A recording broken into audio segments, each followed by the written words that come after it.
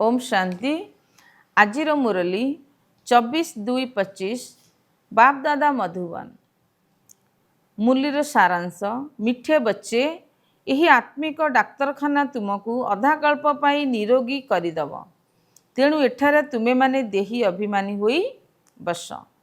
प्रश्न, व्यवसाय इत्यादि करुथिले मध्य बाबांगर केउ निर्देश बुद्धि रे सर्वदा मने रहिबा दरकार? उत्तर, बाबांकर निर्देश है तुमे माने कौनसी भी साकारी बा आकारी शरीरधारी को मने पकाओ नहीं। जदि सदा सर्वदा एकमात्र निराकार बाबांकर स्मृति रहिबो तेबे जाई विकर्म विनाश हेबो। एथिरे केही एभली कहि परिबे नाही कि मते समय नाही, सबु किछि करी मध्य तुमे माने बाबांग स्मृति रे रही परिबो। ओम शांति। धारणा पई मुख्य सारांश। 1 नंबर, रूप बसंत अर्थात जोगी एवं ज्ञानी होई मुखरु सदा सर्वदा ज्ञान रत्न ही बाहर करने को हब। बहुत बहुत मीठा हेबाकू पड़िबो। मुखरु केबेले भी कटु वचन न बाहरु। 2 नंबर, ज्ञान एवं जोगरे आगुआ होई निजर अन्य मानकर कल्याण करने को हब। निजर भाग्य को श्रेष्ठ करने को पुरुषार्थ करने को हब।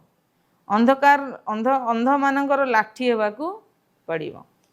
वरदान, संतुष्टतार विशेषता द्वारा समस्त प्रशंसा प्राप्त करुथिबा सदा प्रसन्नचित हुआ।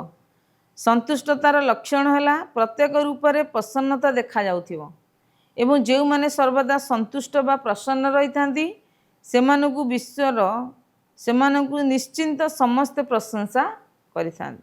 तेणु प्रशंसा संपन्नता द्वारा ही प्राप्त हो पारिबो। सेथिपई सर्वदा संतुष्ट एवं प्रसन्न रहिबार विशेष वरदान निजे मध्य नियो एवं अन्य मानकु मध्य दियो। काहेकि ना एही यज्ञ रो अंतिम आहुति है समस्त ब्राह्मण आत्मा मानकर सदा प्रसन्नता।